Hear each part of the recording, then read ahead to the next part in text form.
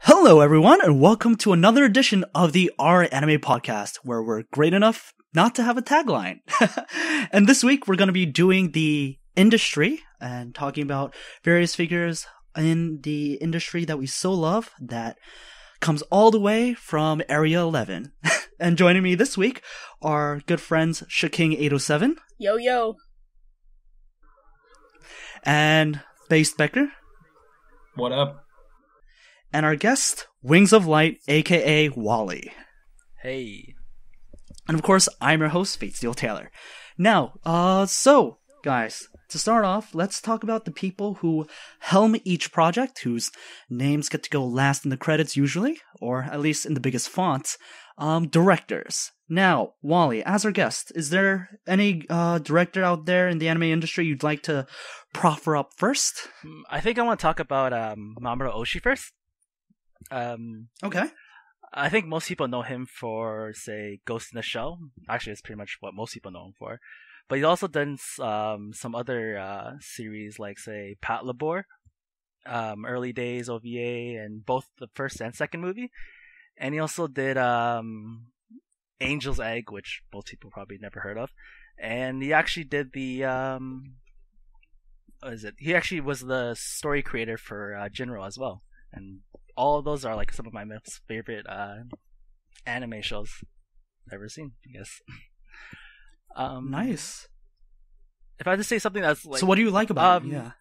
If I had to say something that was like good about him, or I guess what I like about him is that he tends to include a lot of like scenes that have like minimal or like basically no dialogue, and then it just be shots of like the cityscape or whatever, right? With like, say, Kenji Kawai, who he often works with, and say Patlabor and Ghost in the Shell, and just be like beautiful scenery shots with just music playing in the background, which is really nice to watch. Really calming, I guess, and also interesting to watch. He also tends to have a lot of, I guess, philosophical focus on stuff like, say, Ghost in the Shell, obviously, which is heavy on philosophy. And he also has done stuff like in Patlabor, which has some political and philosophical debates between different characters and stuff like that, which is like really interesting to watch, I guess. Cool. Well, I can only say I've only seen, as most people have, Ghost in the Shell, but I have been meaning to watch Patlabor. But from all the GIFs I've seen, and I think most people have seen that one GIF, I think it's from Patlabor with the hand. Patlabor too, yeah. The robotic hand? Yeah, I mean, the thing is, for that time period, how gorgeous it looks, and like the small little details he does, especially for like heavy machinery, looks absolutely gorgeous. It is. It's one of like the best looking, I guess, anime films probably ever made, honestly. With how, even if it's only just that one scene, you can see like every single part just move. It's like beautifully animated. How about you, Sha? Have you seen anything by Oshii? I've seen Ghost in the Shell too, and I guess not much to say on that hasn't been said by you guys already, but he does like a really great job, of course, like showing the cityscape, which I think was like a really huge feature for the movie, was like exploring the movie with the great OST under it, like just seeing the city that the characters lived in, which was a really nice touch that you really don't get to see that much in different anime. So I really appreciated seeing that when I was watching Ghost in the Shell. It was like an excellent. Oh right, there's that. It was like an excellent way of doing like showing but not telling. You just because in the show you don't see much of the city in terms of like when characters talking, because usually they're like in a boat or like inside an office, whatever, right? Yeah. Just that one cityscape, you can just see like a whole bunch of details, and like even that scene itself had like important implications for, say, the Major's character, which was I guess interesting as well. Yeah, and especially like I think the opening scene, or the one where, you know, she does like the camouflaging and then she blends into the city.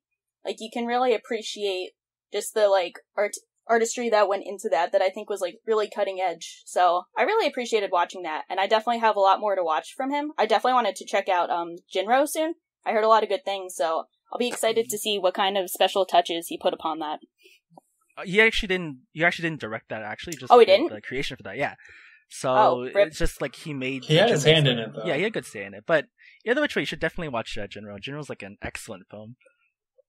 Pretty hyped for that. Yeah. Yeah, going off what you were saying, Shao, with the camouflaging, what I really liked was when the Major's on the water and she's invisible and it has the footsteps. That was a really cool animated scene, like, because you're trying to show off exactly what you were saying, Wally, showing, not telling. So you're trying to show the weight of an invisible person who you can't see. So I thought that was really cool. And especially, like, in this day and age where so many directors just, like, exposition the hell out of a concept. Ghost in the Shell isn't hit for everyone with its story and ideals, but I think it's admirable that he left so much to the viewer. Yeah, there's definitely a lot of stuff up for interpretation when it comes to Ghost in the Shell, I guess. And yeah, not so Same much. Could be not said much for the Angel's second Egg one. too. Yeah, There's very yeah. little dialogue in Angel's Egg. It's all up to your interpretation, which is pretty cool. Yeah, I don't think anyone has like a right interpretation really of Angel's Egg. Everyone has their own ideas when they come to it. So there you go. Cool. Did he do Je t'aime? I know I'm pronouncing that completely incorrectly. What is it? The short. I think he did. Yeah, he did. Yeah, like, Yeah, he did. He did script. Yeah, and I saw directing. that. That was really cool too. If you haven't, the listener or anyone hasn't seen it, you can definitely watch it on YouTube. It's all over the internet. It's short. I think it's like 5-10 minutes, but it's like a dog in a dystopian society, and it's a really cool concept, and there's no dialogue at all in it. Actually, can I mention something? Oshii really loves his dog as well, so it actually appears in most of his films, actually. For sure in Ghost in the Shell and Ghost in the Shell 2. Like, it was pretty prominent in the second one. I'm not sure about Pat Labor, and I'm definitely did not show up in Angel's Egg, but I don't remember a dog in Pat Labor, but there might be one. But he really loves his dog, so he like tends to just throw it into like almost everything he does, apparently. That's kind of a neat idea. Wally, you're Canadian. Did I pronounce that right? Yeah, close enough. I just hope we don't have any French Canadians listening. No. French Canadians? Nah, the worst. But you know who's not the worst? Montreal smells so bad. I can smell it from here, to be honest. But a director who's not bad and also features dogs. Shaw, you wanted to bring up a certain director? Yeah, I guess fitting in the theme of 90s directors, of course, had to bring up Watanabe, who's probably one of my favorite directors, if not my favorite director, for, of course, his work on Cowboy Bebop and Samurai Champloo, Kids on the Slope, Zenok no Terror. Like, he's done a lot of really renowned work, but I think what makes him one of my favorites is his way of incorporating the soundtracks and the themes of music into his work, especially in Cowboy Bebop, which is like the mix of futuristic sci-fi, like space journeys with old jazz, and then you have Samurai Champloo, which has the Edo period Japan with like modern hip hop. I think it's a really impressive and like ambitious way that he goes about creating stories that have these unique atmospheres that are really defined by their soundtracks. So, and they fit the atmosphere in interesting ways. Yeah. Yeah, I mean, I am a filthy casual, and I've only seen Cowboy Bebop for some reason. But I really like it. I love his music. I love the way he handles, a lot of themes, and the way he also decides to show not tell.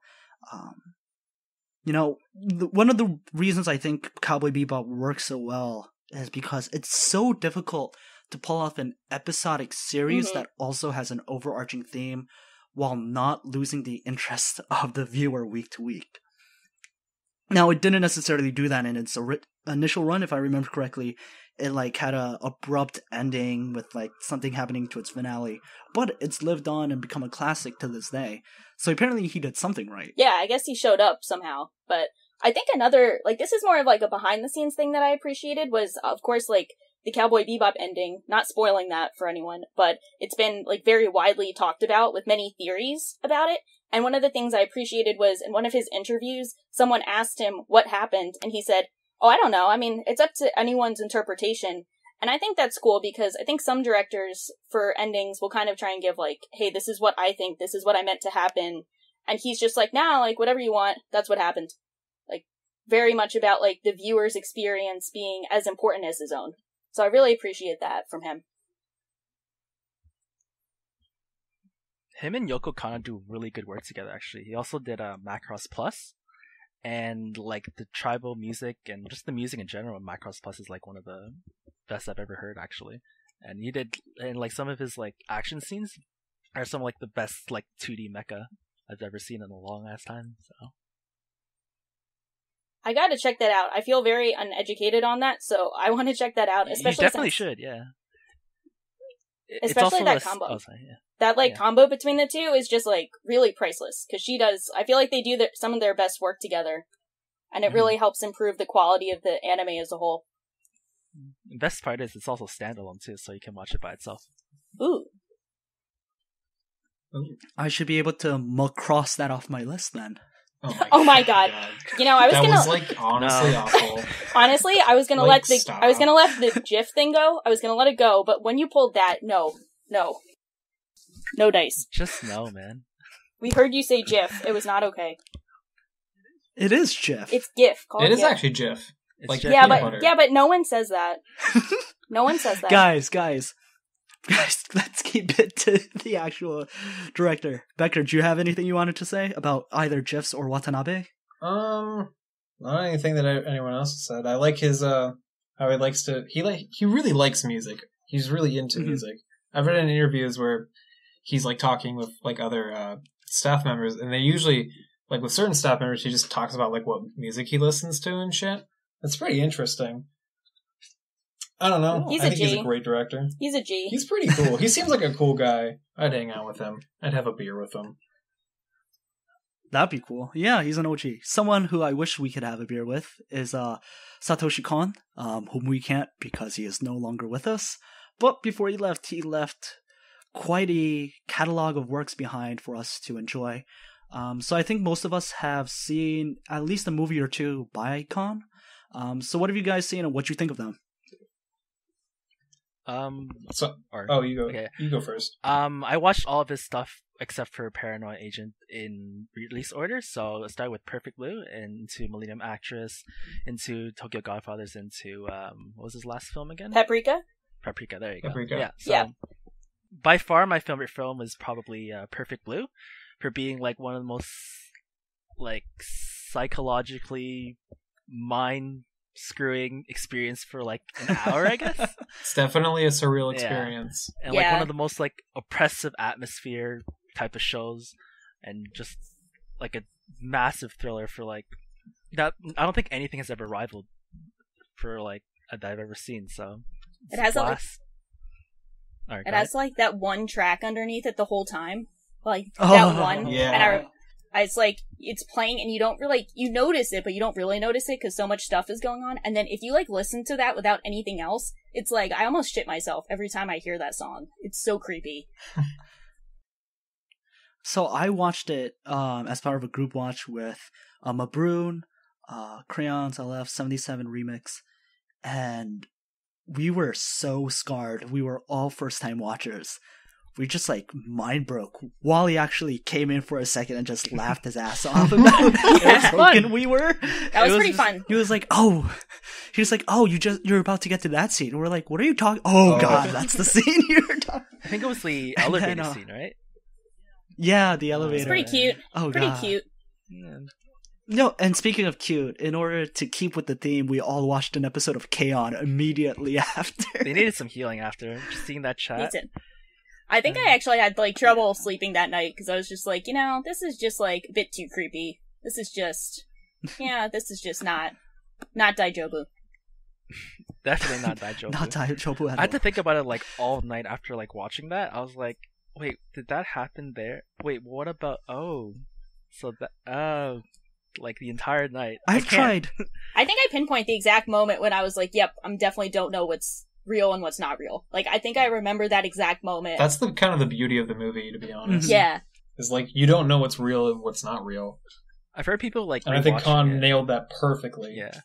I heard people we were watching it and like they come up with new theories every time So And that quite the ending of experience. And that ending, I don't think is like really talked about, but I think that was like pretty unsettling too, because you kind of want, Yes. because you're kind of like, okay, like I'm gonna get to the ending, like I'm gonna know what's up, It's gonna be rainbows and butterflies. It'll It's be gonna just- be great. Because it's been rainbows and butterflies the entire it'll time. be like pure idol shit. Everything will be happy, and then you get to the ending, and it's not like an overstated creepy ending, but it's pretty understated that like, you know, not spoiling it, but like understated the creepiness is still there, which was really nicely done. I was not ready.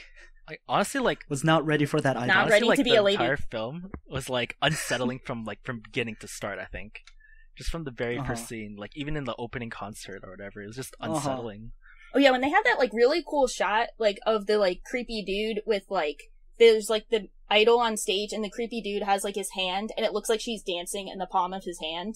Like that. Do you guys remember that one? Or am I just... Yeah. Pull me Oh, closer. yeah. tell That's like in the me very beginning of dance. the movie. Yeah, the very beginning when it's like you're like, oh, that's like a bit creepy, like some interesting That's a showing. weird dude. Yeah, like looked weird as shit. And I'm like, don't do that. Dude, the guy in the movie is like one of the truly like only ugly anime characters to Yeah. like, ever be. I don't know. Kirito's pretty ugly. Saw that one picture. So yeah, he's making the What'd you say about my face. husbando? Yeah. But I have to say my favorite Con movie is like the sister film to to Perfect Blue, which is Millennium Actress. Like Perfect Blue is like the dark side of as people have put it, the male gaze of the film industry. Whereas Millennium Actress kind of like romanticizes it. And there's definitely a difference in hue and colors as well. I definitely think they're meant to be watched right after one another. Maybe not in the same day, but like within a similar time period. And there's a lot of similarities too. Like, for one, you're not sure what's real and what isn't when you're watching Millennium Actress. But it's not in like a, oh, terrifying way, but it's like an, oh, this is sweet. Like how things and your fantasies and your imagination kind of just become your real life at some point, and the interweaving of that. So I really, really love Millennium Actress. I really love that one too. I think it's really interesting to show like kind of the fictional journey that the main character goes through as well as like her real life journey and kind of parallel them the whole time. And it's a different kind of way of saying like you do know that something isn't real, but it feels real because it mirrors her own journey. So it's a different kind of, you're not sure what is real and what isn't because it was so similar to one another, but it was more of a positive way. It wasn't a creepy way. It was more like an endearing, touching way. I think it really goes well with that Exactly. though, is especially like how Khan does is like transition scenes between The reality transitions. Transitions. and, like, Oh, things. yes. Yeah. That's what makes it like hard to tell between what is real and what is not, and it does it like so, I guess, very well. It's like perfect. Yeah. It flows. Uh-huh. The scenes flow perfectly one into another. Especially that It doesn't feel like you're watching. Yeah, sorry, go on, especially Wally. the running scene or whatever in Millennium Actress. That like one Yeah. sequence Yeah. is like What's crazy is like when you watch Satoshi's work or Khan's work. I don't think I'm familiar enough with him to use his first name. You're on a When you first watch name Khan's- basis. It's fine. It's fine. He's He's my equal. best. He was my best friend. Yo, too soon. Oh, I'm so sorry, Becker. Too soon. But I love running scenes. They're like my jam. So like when Shaw contracted me, I to knew it watch, was like, about the so running many of his scenes. movies, I was like, yo, these running scenes are so good. Because I think one of the things with running scenes is if there's like a fine balance to them, because a lot of, when you're running, there's a lot of emotions going on. It's usually like internal monologue stuff going on because you can't really talk to someone when you're running. But one of the big issues is like if when you're moving around, like you turn around a corner or something, and like if you have a poorly handled running scene in the hands of a not so great director, it'll feel like it's different cuts by different people. It's like a start and stop kind of movement. But in the hands of Satoshi Kon, the running scene in Perfect Blue with the one illusion jumping in front of her, like through people and like going down the stairs, and then in Millennium Actress, it sounds weird, but it feels like alive, like it's really one massive cut going on. Yeah. Even though like the angles might change. It feels like one giant scene, and I think it's done brilliantly. We have that a lot in Paprika too. I think it was like the opening scene Mhm. of her like Yeah. of her like bopping around, like jogging in between like the dream world and the real world. It was a really cool it was really cool to see because it was the same kind of feel of like being one continuous scene instead of like different cuts put together. Becker, what do you like from Con? I like everything from Khan. He was his homie. He just said they're best friends. Dude, he was my homie. You don't diss your homie. They're on a first Why name would I diss my basis. homie? No, Perfect Blue is one of my favorite movies of all time. I love Paranoia Agent. A lot of people say it gets kind of weird at the end, but it was kind of weird from the beginning. I think it was a really well done show. Nailed it. But honestly, yeah, I like how like weird and kind of dark they are. Even when they're like not dark, they're still like weird in a way. Like Paprika was kind of weird. Got really weird. Paprika was really that weird. Scene where Paprika he was puts his very like hand weird. through her boobs. Very weird. That was cool. Yo. That was so cool. What's cooler than cool? Not that. Ice cold. All right. All right. Yeah, but with Khan, I'm just bummed that we didn't get to see more of his work, but the work he left was so genius and so brilliant. He was actually He in the still has middle of that making a one movie. film, doesn't he? Yeah, he had Dream Machine that's Yeah. still in production, but we don't know when it's gonna fucking come out. But Right. it's probably not going to have the same feeling as these other films and series did, which kind of sucks. Probably. But I'm Yeah. looking forward to it anyway because he's my boy. He's his Your fam. homeboy. No, I Fam feel never you. stops being fam. Dude, you do it for the fam. Yeah. Do it for the fam. Always do it for the fam. Only do it for the fam. Now with Khan, it's just if you ever have the chance, read his farewell letter. The last letter he wrote before he passed away. It's really moving and a great read to anyone, even if you haven't watched his works. But another director I wanted to get to, who's also very well known for their running scenes, is Yamada Naoko of Kyoto Why am I not Animation. surprised? Dicks out for Yamada, TBH. Yeah, that's lewd. That's so lewd. I wanted to say it for So Khan, lewd. but it was too fast, and I felt bad. After Becker said he was his homie, and we're like, oh, he died. I can't say dicks out. Dicks out That for just my felt bad. homie. That felt so That's bad. so gay. So gay. I felt bad, but now I can use it. Yeah. Oh man. Well, with Yamada, there are no dicks out. She was not in charge Oh. of free. Only Yeah, the too bad. legs. Strictly legs. Yeah. Too bad. So sad. But Rip. yeah, I mean, I've talked about her ad infinitum, ad nauseum at this point on various podcasts and panels. That's why you died in the last one, because you brought up Yamada and started puking at yourself. Oh jeez.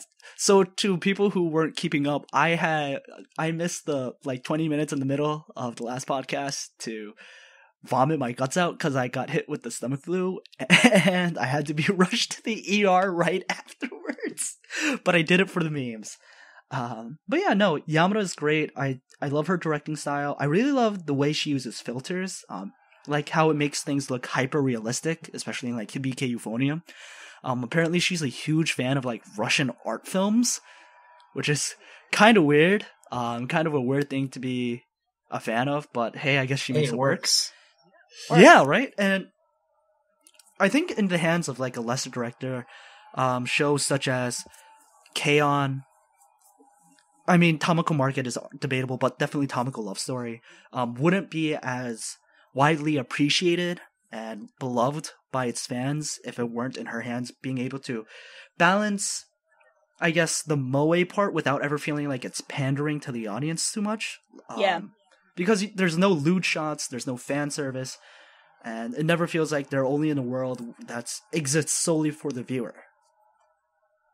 Yeah, I mean, there's nothing I can say that you haven't already said, Fate, but I really appreciate the kind of maturity in which she handles a lot of her work, because a lot of her work deals with, as you said, adolescence, whereas many of us else think of it as kind of the Yuri elements to it.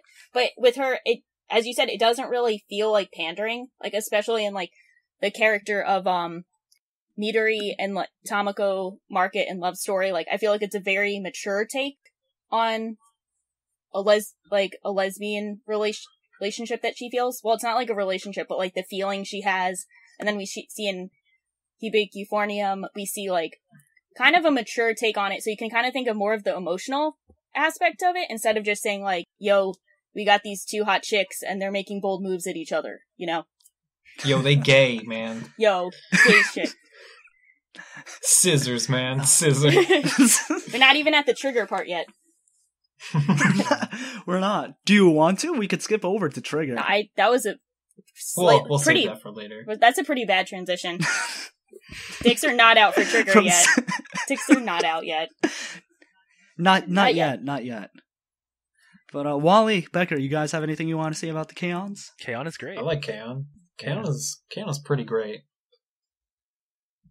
I watched K-On wanting to hate Kyoto Animation. Why? Why would you ever do that? Well, Why would you want to hate? I wasn't the one biggest. of the best studios out there. He's pretty soon for them. I wasn't. He's like a soon for them. It's like it's not like I wanted to like your well animated stories, Baka. I was like, because I watched Planet and Planet After Story, and I wasn't like super sold on it. I was like, okay, I cried my eyes out, but like it was okay. So I was like, Kyoto Animation's so overrated, guys. I'm gonna watch K-On! And I'm gonna hate it. And then like, look at me now, right? Like, joke's on them. Dicks out for KyoAni. Okay, last one, I swear. Okay, I'm done. Dude, it never ends. They don't stop coming.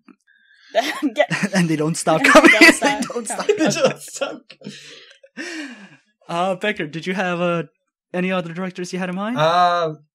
One of them is my favorite. His name is Masaki Yuasa. He's kind of a auteur. He's kind of a big deal. He's kind of a big deal. Yeah, he's kind of like the coolest guy ever. Like other people have said about other directors, he likes to do show and don't tell a lot, but he also, like, when he needs to tell, he tells it really well. He's a really effective storyteller, as I like to call him. Like, he can tell a really great story in, like, one core. Like, say, Ping Pong. Ping Pong is an amazing show and amazingly well-paced. And it's like 11 episodes. For 11 episodes. It tells such a great story in 11 episodes. Not many anime can do that. And they don't. Yeah, that's the thing, they don't. And, like, 24, like, hundreds episodes, they still don't. Yeah.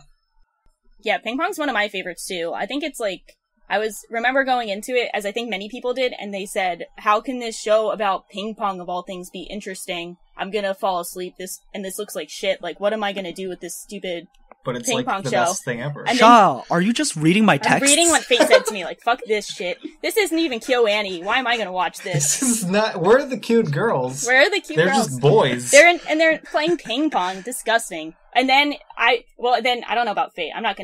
When I watched it, then I was saying, like, oh, holy shit, this is, like, one of the most beautiful stories ever. I'm crying for, like, all of these characters. And then you get to the end, and you're just like, wow, that was beautiful. So... Yeah, like you said, you mentioned art. Masaki Yuasa's art style is, like, really expressive and experimental. And I've always liked styles like that, and I think it worked really well with Ping Pong. Because I've read the Ping Pong manga, and the art style is, like, damn near, like, similar to Masaki Yuasa's style, so I think it worked out perfectly. Yeah. And then even in, He also did an episode of Samurai Champloo. Yeah, and it's the episode 9? where they take the mushrooms, and they look...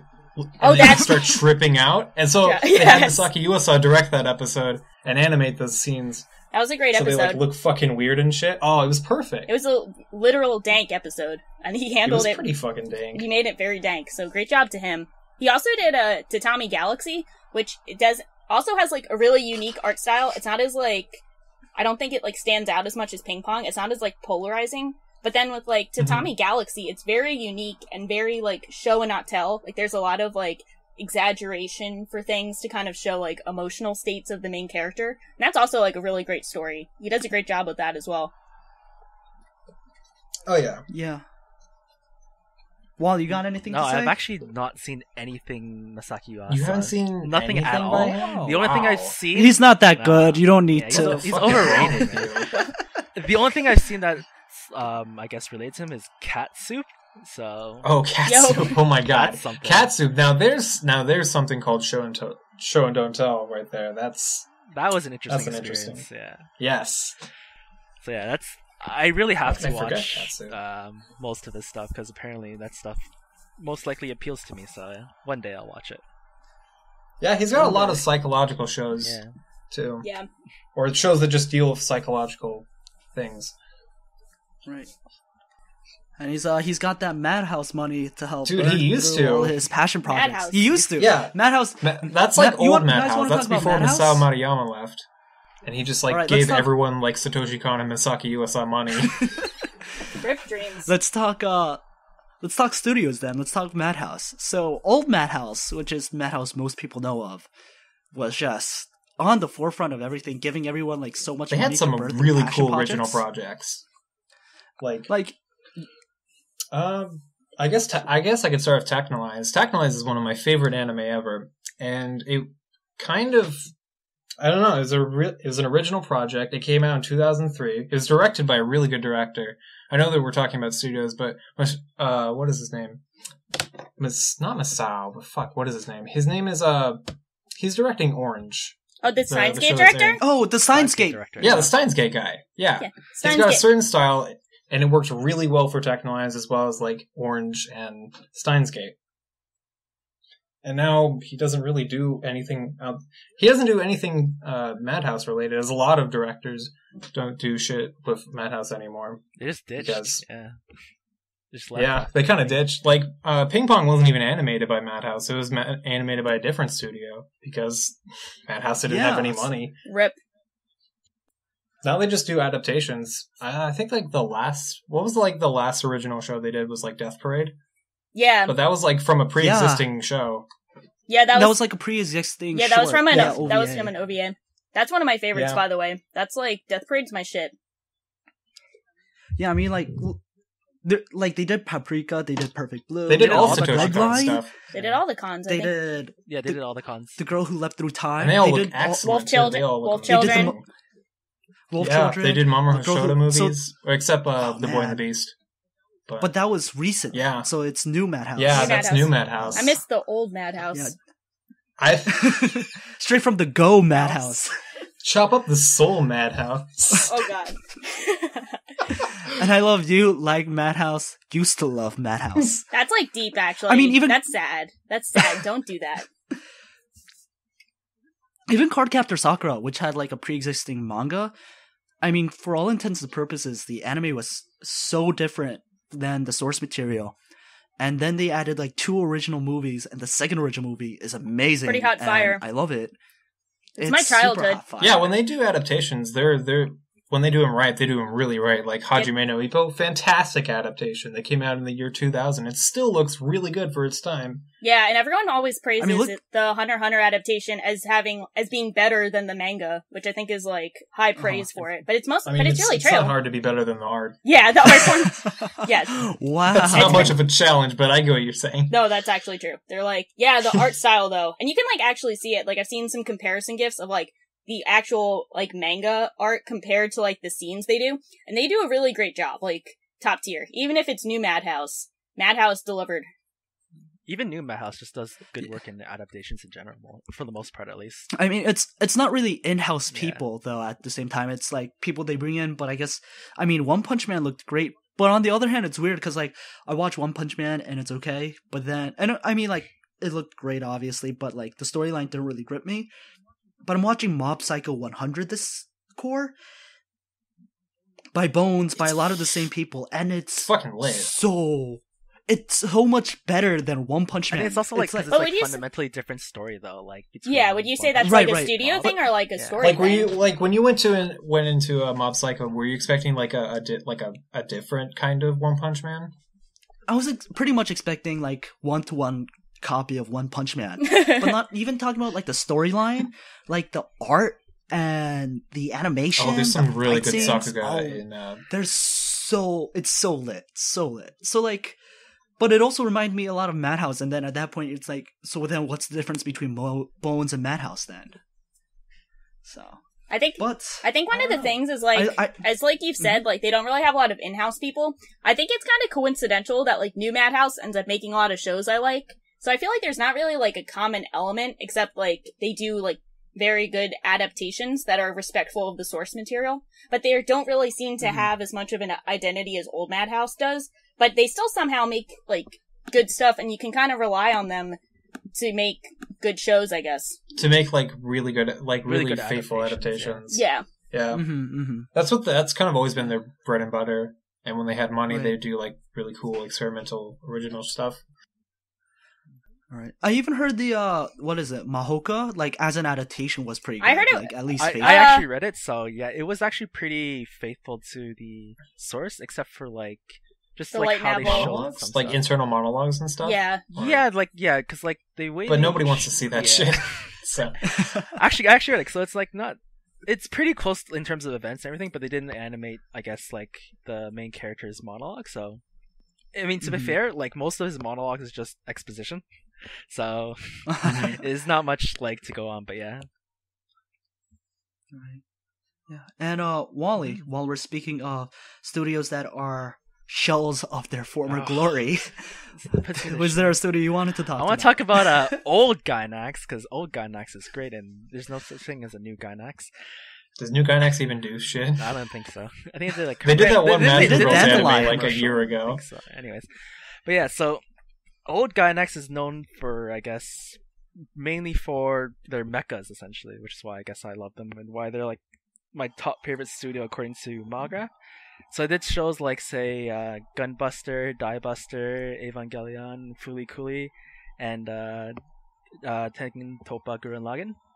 And I guess one of the biggest common themes that I love about Gainax is that they do excellent coming of age stories with well, best thing ever, which is mechs. So yeah, they're always great.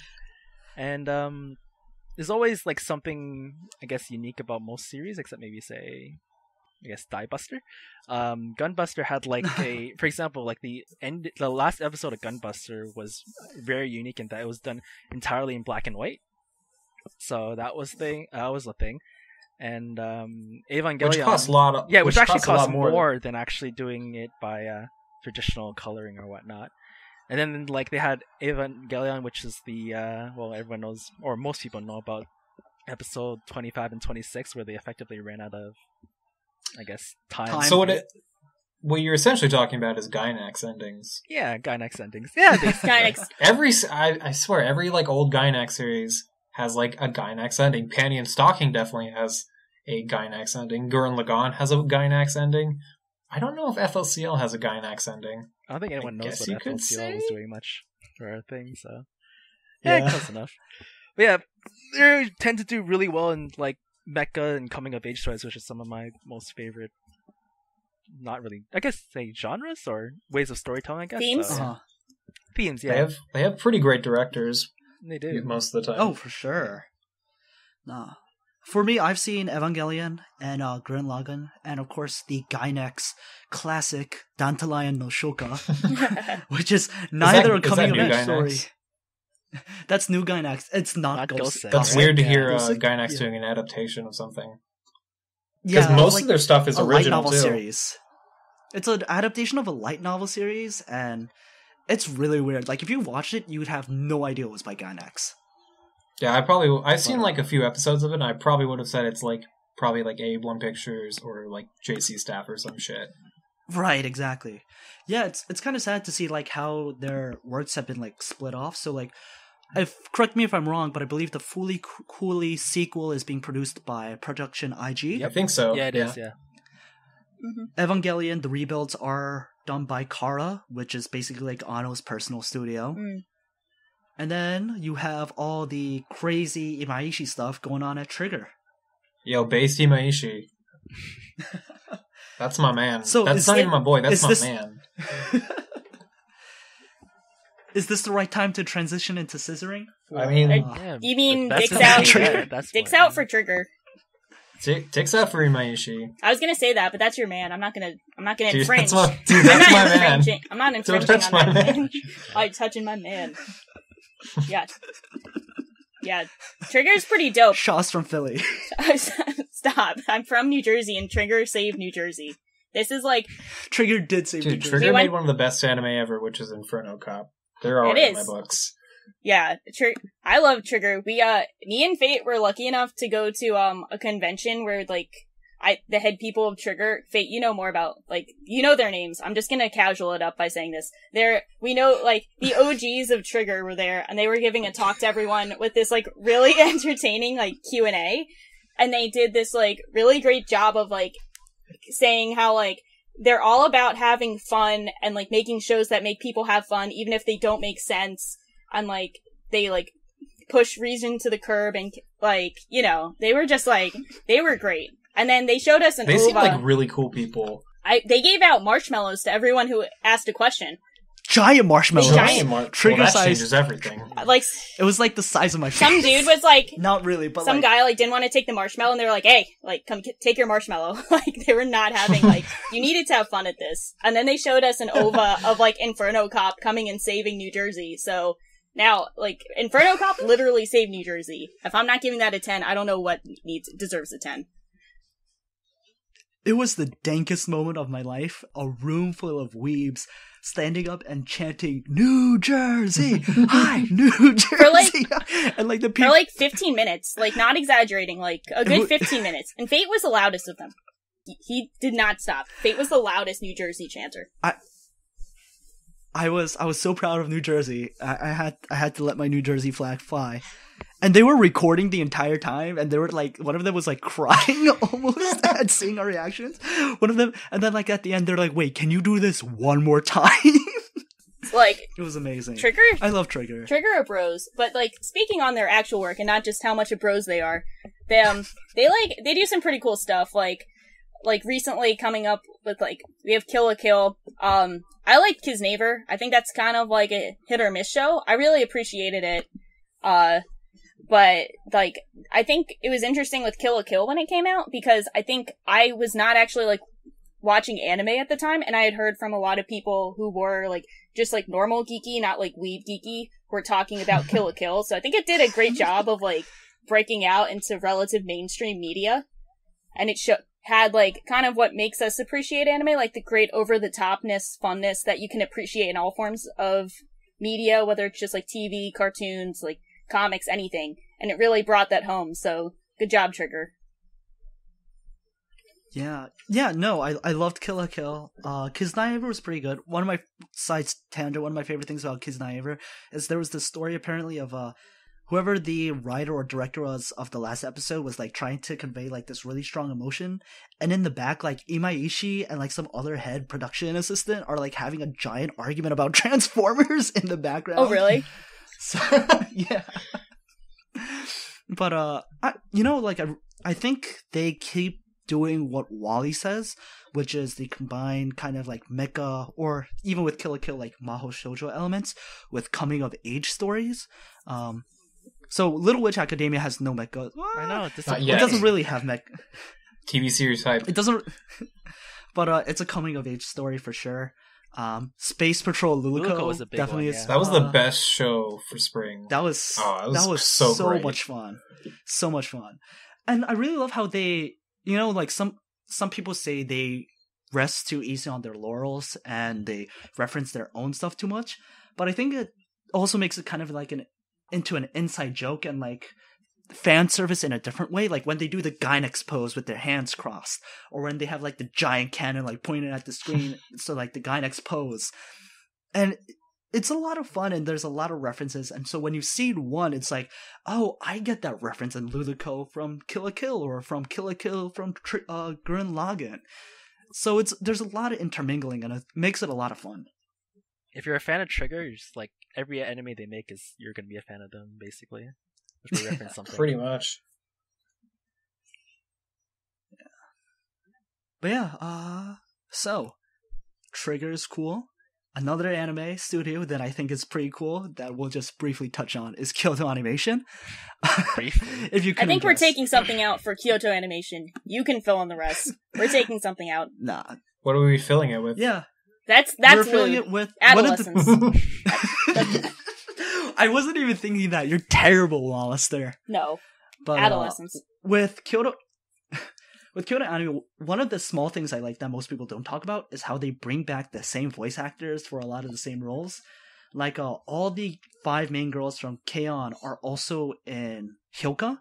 Ritsu voices Chitanda, and like the other girls voice random other side characters.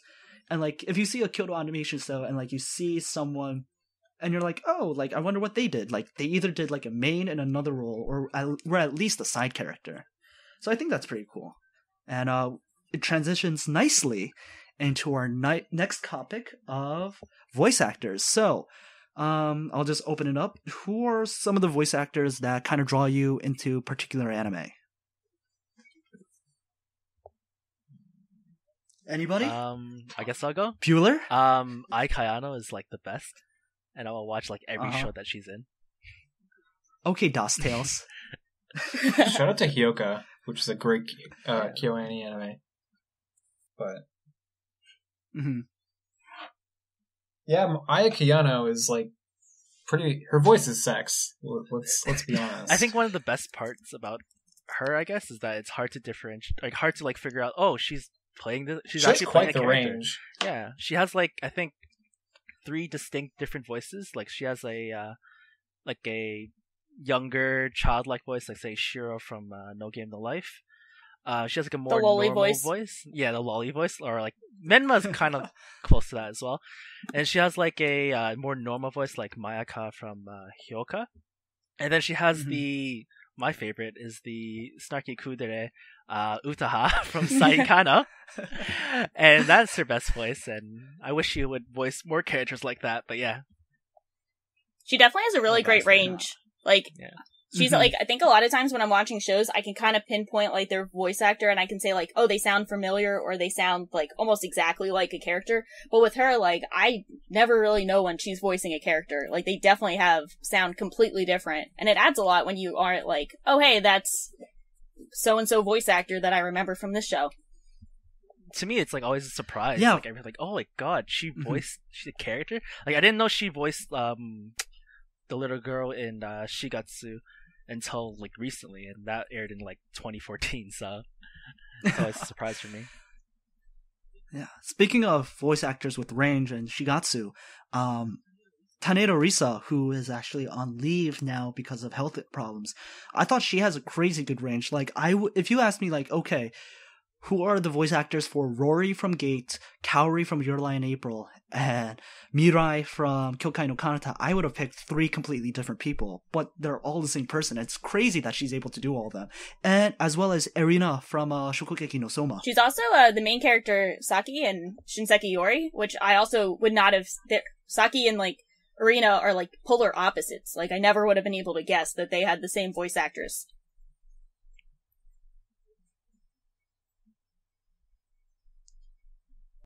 Wally, any thoughts? I think for me is that she's pretty distinct in that I can actually like tell that she's voicing a character, but she has like a lot of range of like different characters essentially, right? So she has like I guess you said the Mirai, I think, yeah. And then like her Saki voice is completely different from say her Rory voice, for example. So yeah, she has a lot of voice, and it's I guess it's a shame that she's had to take a break for next season at least. Yeah. Right? So. Hopefully will start feeling better and do more great voice roles in upcoming anime. Hopefully. Yeah, for sure. For sure. Yeah. On the opposite spectrum, you have the likes of Sawashiro and Hanakana, whom you can like pretty much tell right off the bat who they are and like what other roles they've done because they sound so similar. And they're also in everything too. So, yeah. Oh, for sure. Literally in everything, I swear. Yeah, I mean, they're great. I love Hanakana. Hanakana's range astounds me. I need to watch more Monogatari, I know. But I thought she was great in Psychopaths, Garden of Words. She's carrying... She's had to carry some bad shows, like Shoujo Tachi wo Koya or whatever. That was such a bad show, but she carried so hard. And like she's trying to do the same thing in Orange, but the character she has is like really frustrating. I don't think she's carrying Orange, she's like bringing it down for me at this point. I'm not sure. Really? Wow, interesting. I think it's kind of tough with that stuff because, like, I think her character she's portraying so far has been very meh, but I'm not sure if that's her doing or if it's just the writing behind that character, you know? Like, is that her sucking, or does the role just suck? I think it's the role that sucks because she does an excellent job of portraying Naho, but her portrayal of Naho makes me want to hang myself, so... Yeah, it definitely makes me want to jump out a window. Anime girls await.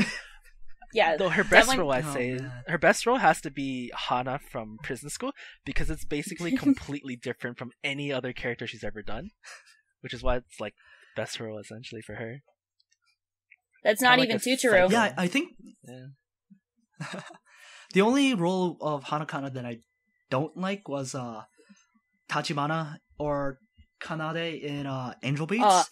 Though I'm a completely unbiased person talking about Angel Beats and the performances therein. Wait, do you not like Angel Beats? You don't like Angel Beats? Could What's you? No, What's an Angel like Beats? Oh wait, there's two of us. Oh my god. No, I think only 2 people in the world who don't like Angel Beats. I think that's another situation of like the character being terrible, because I also don't like that character. Like, I have like lukewarm opinions on Angel Beats, but I think that like Kanade is like a shit character. I don't care. Like, I think she's like a terrible character, but I don't think that was like Hanakana's like. Keep going. Yeah, sorry. No, Fate's then I'm enjoying gonna be this right like. No, I'm just taking it out of Fate's mouth, just being like, fuck this shit. No, but I think she does like a decent job, but it's like, because I think we can see from her other work in similar roles that she does perform really well, and she can make characters very lovable and make them like best girl standouts. But some roles you just can't save. Because I think one of my least favorite roles, my least favorite role of her is Monica in Nagiyasu, which is the that's the one by PA Works where it's like the underwater village, and she plays like this Under the sea. Under the sea. That's and her character she plays. Dude, did is they like, get in the fucking sea? get in the fucking sea. Everyone needs to get in the fucking sea in that show. But no, like she plays. Her name's like Monica, and she's like, I don't even know how to describe her, but she's just like annoying. She's super annoying, and I'm like, yo, I know you're Hanakana right now, but like you still suck. Sorry. That's my non-spoiler. Quick tangent, because we didn't talk about... That's my non-spoiler reason. Quick tangent. Quick tangent, we should probably say a word or two about PA Works, also known as Progressive Arts or Progressive Animation Is that what it Works. stands for? Yeah. I Yeah, never it's like even knew what progressive- it That's a stood little for. pretentious. I mean- that's a little there. Pretentious Animation Works, am I right? That's I'm gonna call it. But yeah, as you can tell, I'm gonna call it. Pretentious Animation Works. I'm just like not a big fan of PA Works. I think the only show I really enjoyed was Shirobako, and I think that's in spite of PA Works instead of because of it. Did not like Angel Beats at all. Did not like Charlotte. Tari Tari was okay. Koitabi was okay for like a promotional commercial. Wait, have you shoot. seen Hanesaki Roha? No, I That's haven't. a solid coming of age story. That's a Slice of good life one. shit. Oh. That's a Okay. really good one. Same, despite my previous hate on it. Nagi, Don't you hate it? Yeah, I liked it, but I didn't think it's not as good as like other people like it. It reminded me of like a Mary-Kate and Ashley movie, but like animated. I don't. That's not actually a necessarily. pretty interesting way to put it. It's but not it fits. necessarily an insult, but it's not necessarily praise. Very lukewarm. But it like makes sense. Yeah, like it's not a story. It's like an interesting setting, but it's not a story I wouldn't have seen elsewhere in other mediums. And then I think like Nagi Asu, despite my previous criticism, is actually like a very solid story. I have like a lot of hate, like that's like a love-hate show. Like I love parts of it and then I hate other parts of it. But I think it's a solid watch, and I think it's a good, the backgrounds that they draw are like stunning. Everything, it's one of those like, you can take a screenshot and make it your wallpaper. Just like really great quality artwork. So that's worth a watch. For me, it's the opposite. Did you see? I don't like their backgrounds. I haven't seen Nagiasu, but in their other shows, like, the backgrounds look so different from their characters because they're done by freelancers and they're outsourced. So, like, the art style doesn't match, and that always throws me Look all off. the I hate place, when right? shows have like really like the arts, like the background art looks really good, but the character designs look kind of, they don't match. Kind of like Seraph of Right, like Award yeah. and Seraph had that same problem. Oh, because like the Uh-huh. watered, washed down backgrounds for Awadi, right? Compared to Yeah. the other characters, yeah. I can see that. Yeah. That's Yeah, fair. I share your Yeah. sentiment about PA Works being kind of iffy. For me, they're like 94th out of 102 studios on my list. So the only thing I ever liked from I them think is they might be last. Shirobako for me. So yeah, Yeah, Shirobako is pretty big. yeah, I mean, Who doesn't love Shirobako Alright. though? yeah. that's true. I mean, the studio is no ass read, which is like the worst studio of all time, in my opinion. They did like Mary Sounds like Nikki. they're straight up ass. But, Like, they live up to the name. They're not pretentious animations, but they're ass read. So, They did Big Order, and Yeah, Mirai Mirai Nikki. Nikki, Oh, there you go. and Gare Gare That's Zero. all you need to know. Gaire Zero and Miri Nikki. So, if they're my favorite studio, they obviously.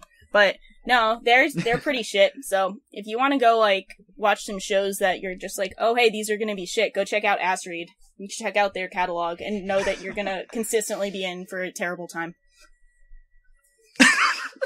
No, those are the And most on that entertaining note, times. let's don't you end know? the tangent. get back to voice actors. So I know we talk a lot about the women in the industry with Hanakana and Sawashiro and Risa Taneda and all them, but there are also some pretty good guys out there too. Sometimes Let's not discredit them. There are sometimes some good guy actors hiding behind Kanahana. Sometimes, but are there any you would like to name?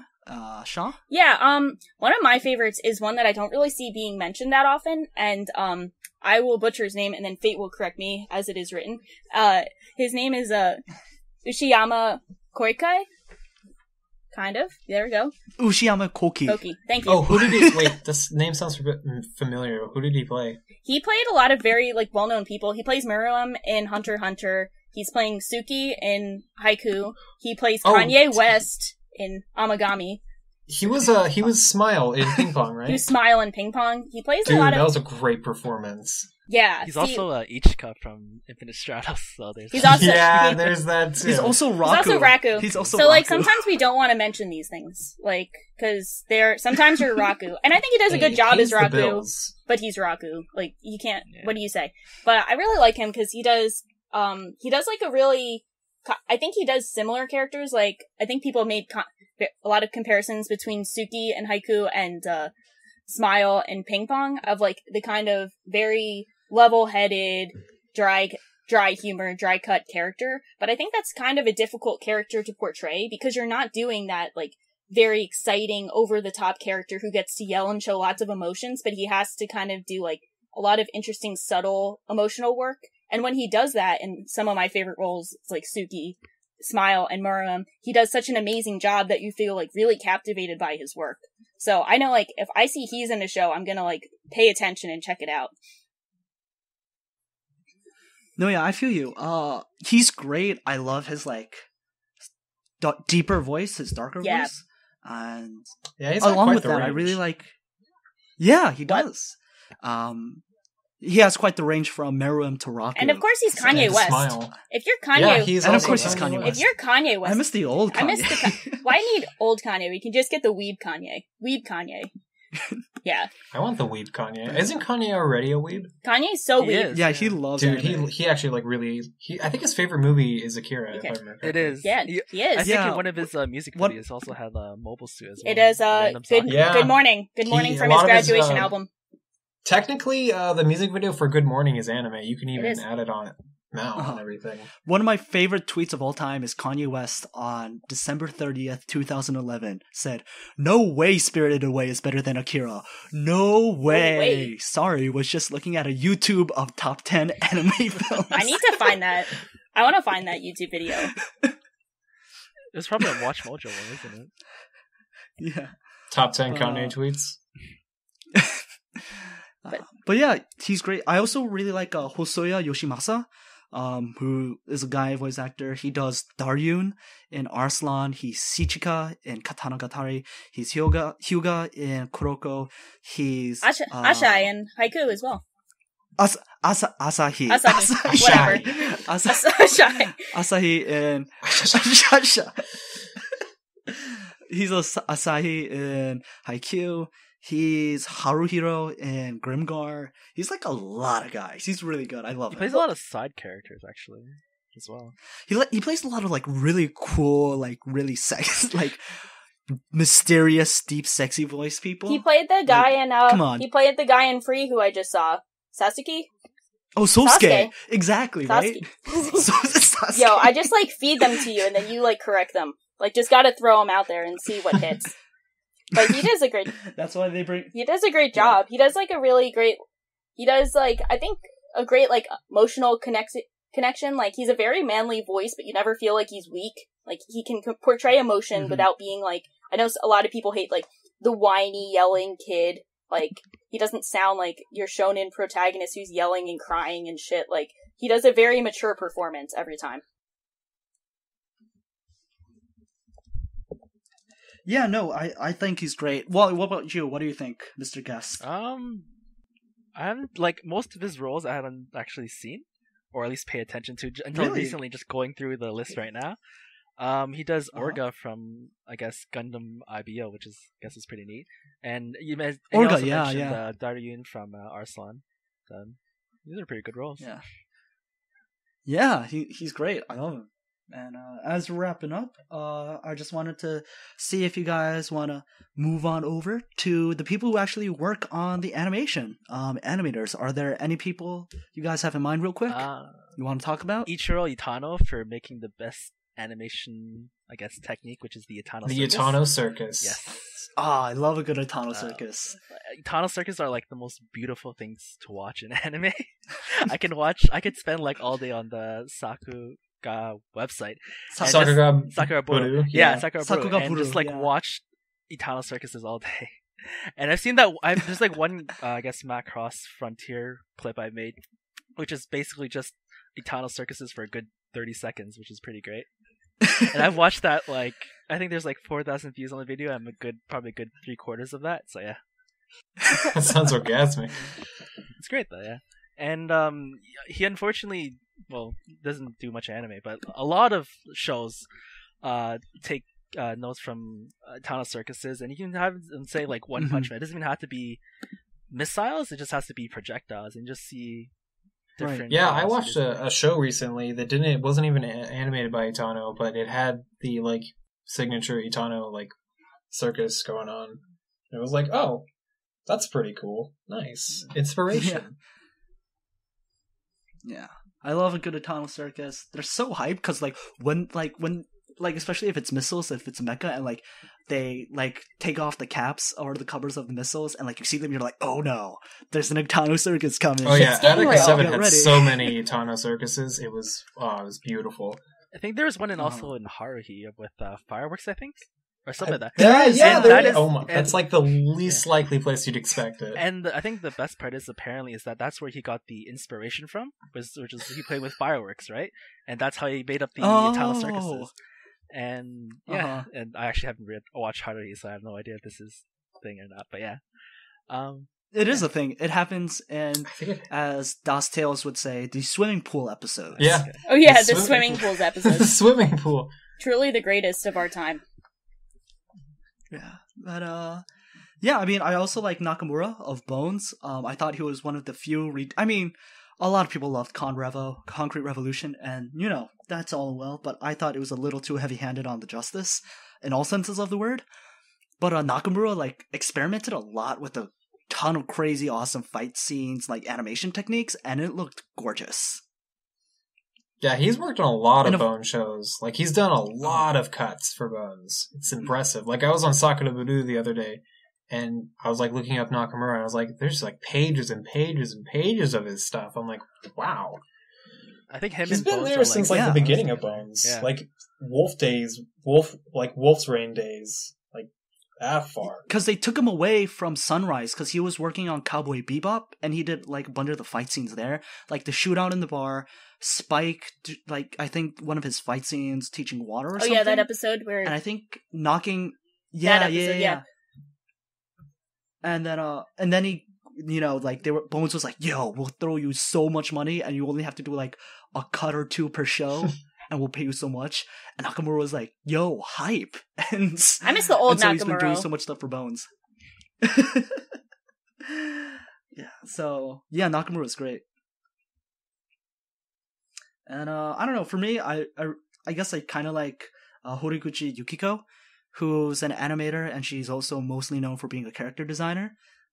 She did the character designs for K-On!, Lucky Star, Kokoro Connect, and Tamako Market. It's a very distinct style, and I think it's often been tried to be replicated, but no one's really hit on it since, and I think that's one of the reasons why K-On!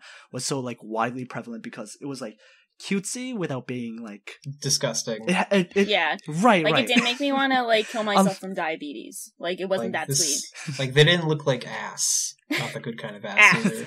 Right. Shout out, ass read. Shout out to my ass read people. Yeah. How about you, Shaw? Anyone that comes to mind? No, straight up. I don't, I'm really bad with picking up on animators.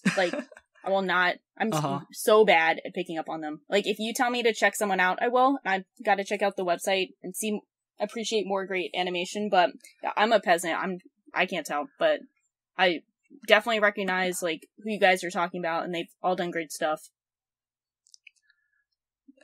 For sure. And of course, like, I feel it's weird to say this, but I feel like it needs to be said, given the light of recent events in the industry, that the only reason why this industry exists is because people pay money to stream it legally when possible, or buying Blu-rays and merch and all that kind of fun stuff, which is pricey.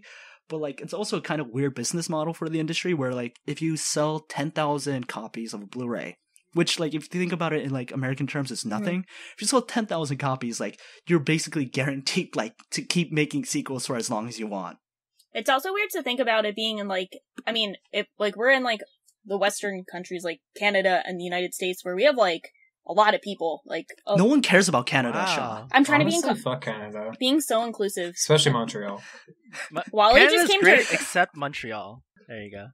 All right, so I accept all of Canada, Yes. but Montreal and Yeah. Quebec. yeah, like we have a lot of people, so like I think we're more used to like bigger sales, but also I mean it's not like Japan doesn't have a lot of people, but it's such a niche market. It's tough to sell that much, especially I guess like I don't know, it's tough to buy Blu-rays when you can. Some people can find ways not to bypass that. Definitely not you, Sean. No. Right? Definitely not you. No, you know my internet's too shitty to do that. Like, But yeah, any closing remarks from y'all? I guess not. I guess not. Nothing. All right, cool. Well, Wallister or Wings of Light, thank you so much for being Happy a to be guest on this podcast. Yeah. Yeah, we had a ton of fun, and as always, everyone, if you liked what you heard, you can subscribe to us on our YouTube channel, Hey You Animu. We also have a RSS feed on FeedBurner. The link to that is in the description, as well as the post on our anime.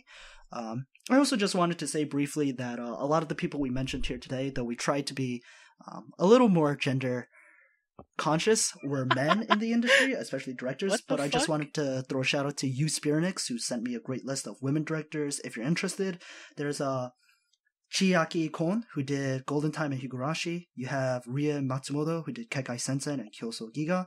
You have Mitsue Yamazaki, who did Gekkan Shoujo no Zaki-kun. Ai Yoshimura, who did Oregairu Season 1, Aoharu Ride, and Cheer Boys this season, which is like pretty fun. And then, of course, you have Utsumi Hiroko, who did the ever-famous Free, which was only watched by guys because not a single girl has ever seen Free, right? Because who would watch a show about only boys? no one. If only. Who would watch that? Ever. Free podcast when? That would be a religious experience just like Free. Praise Kyo. You know, I gotta say, And, I have to give Fate a shout out because he's been trying to convince me that KyoAni was the best studio for a while, and he had me watch all this like shitty stuff like Disappearance of Haruhi, K-On, Hoyoka, all this like shit tier stuff. And then I finally saw Free, and I was like, Fate, you could have just skipped all that, and I could have just watched Free, and we would have been given her like fucking Free in the first just give me place. Free, Like, and then I would have said, yeah, Uh-huh. Fate, you right. It's the best of all time. And by the way, I'm being Oh, for sure. yeah, great job. Praise KyoAni. Praise KyoAni.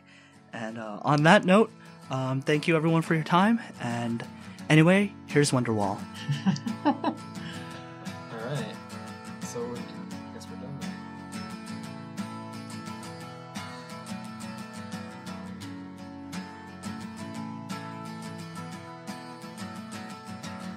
Today